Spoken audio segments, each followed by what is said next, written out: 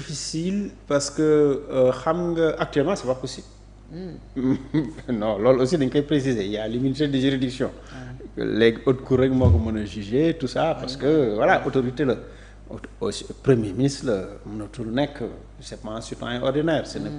ce n'est plus comme avant dootul citoyen ordinaire mais avant d'ailleurs l'État du Sénégal moo sauvé Ousmane Sonko dans cette affaire. ci affaire Adji Sarr. Ah ouais. État bi ko sauvé.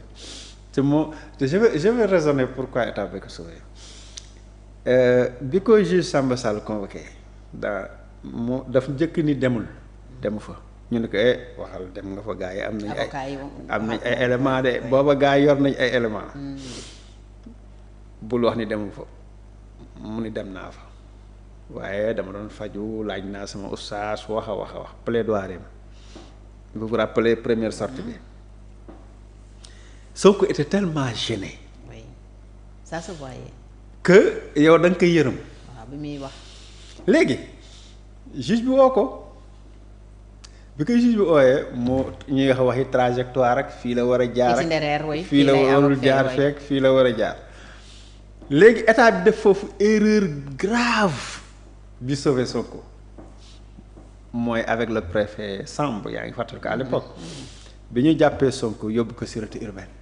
fa lañ ko trouble à l'ordre public. fa lañ ko sauvé fa la Sénégalais yëpp ni kii nag kon état bi moo koy fexeel kii nag kon ni ñu bëggoon def ni ñu defoon Khalifa Sall ak ni ñu defoon Karim Wade lañ ko bëgg a def rek ci la xale yi jóge nag ci la problème yëpp commencé yaa ngi fàttali. c'est vrai. or état bi bu muusoon dëgg même bu soo këree damay julli ñaari rakk sax ñu ne ko julli duñ ko faale sax. waaye na nga dem rek. yow kay yaa xam moom dina dem yow boo mu wiiri romb fee wëlbatiku demaat ba wekkaa mu ñeeku ñu ne ko waa ñu ne ko di ko xool rek. encadré ko seetaan ko rek ba mu àgg ci juge ba parce qu'il était déjà gêné ñun ñëpp ay góor lañ xam nga tey kenn ci ñun en tant que surtout kilifa nga yeewu sa koñ xale bu tuuti joxeñ la baaraam. que ce soit vrai ou pas. ñaaw na déjà. yow rus nga. oui. c'est-à-dire que même bu dul dëgg laa de. même bu ci dara laalu rek yow da ngay rus.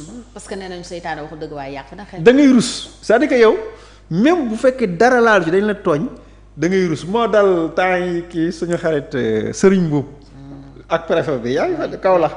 Serigne Mboup moom lañ tooñ xam nga préfet bi da ko tooñ. mais Serigne Mboup moo gën a rus préfet bi. après moom boo ko xoolee Serigne Mboup boo ko xoolee moom moo gënoon a rus que le préfet lui-même.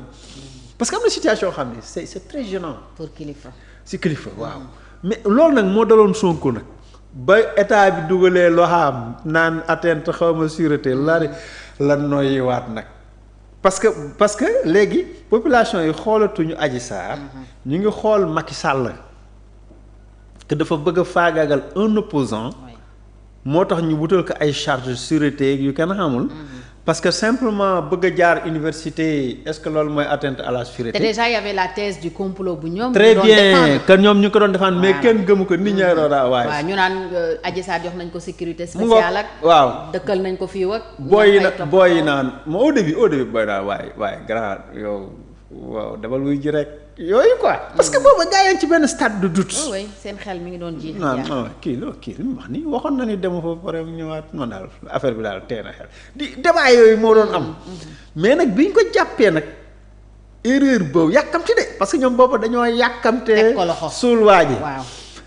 ba ñu ko jàppee nag ba dugal ko sûreté urbaine rek la moom la féex foofu nag le dossier bi wu ñeeku nag wëlbati ko dossier bi amaat beneen visage. nekk complot en vue de neutraliser un adversaire politique.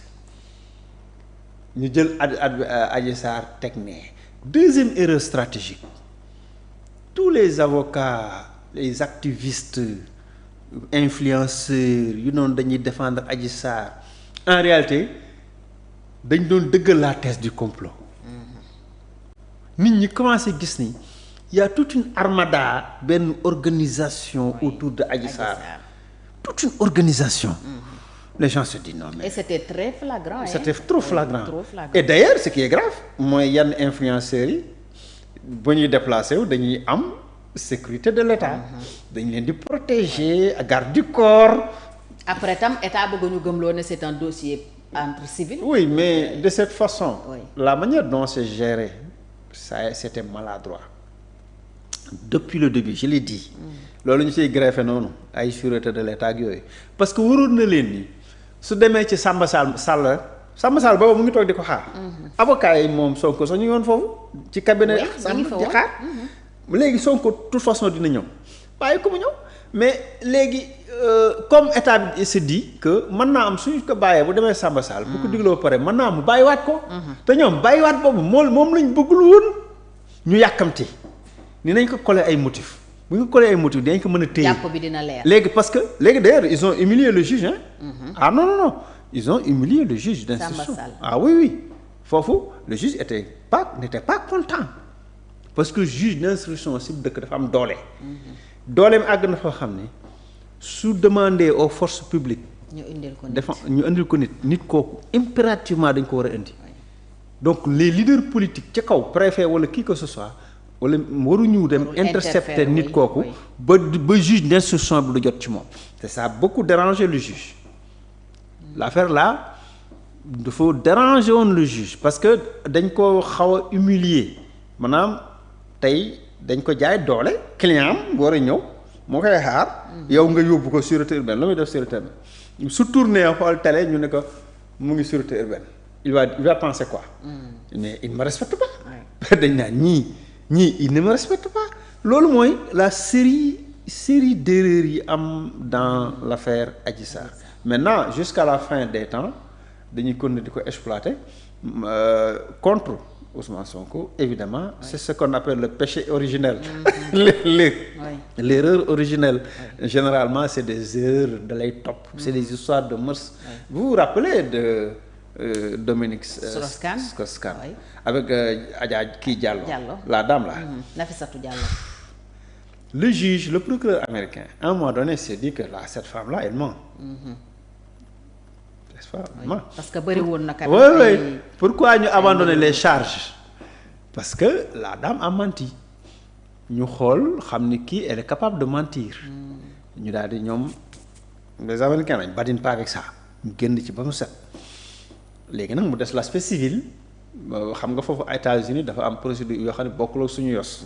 maanaam suñuy seen règle procédure pénale ak suñuy règle procédure pénale bokkul léegi nag ñoom ñu toppaat ki ci civil ba daan ko mais bu doon fii bu ñu abandonné public rek civil day sauté mais aux États-Unis c'est pas le cas. am na yeneen possibilité parce que foofu yeneen loi moo fa am donc l'affaire là noonu la demee c'est-à-dire que. mais même bu ñuy wax tam ay incohérences ci côté Sonko ak les erreurs peut-être du régime de Macky Sall ñu ngi doon wax itam ay incohérences ci déclaration yi Adji Sarr doon def wala yooyu amul trop impact ci. mais si Adji Sarr dafa amoon da doon déglu trop de personnes. xam nga comme dans la vie ku mën di doon soo amee trop de conseillers da ngay am problème. et loolu moo daloon Adji Sarr elle est jeune. ba pare nekk au centre d'une affaire d'État. parce que en fait ça est devenu une affaire d'État. léegi nag mu bari ay mag. yu doon wax ak moom. te ku si nekk daa am lu tax a jóg. maanaam dañ ko doon exploiter. fii waxuma nag ni moom ci boppam fourba au sens moom itam dina xaate. si certainement elle en a profité tey.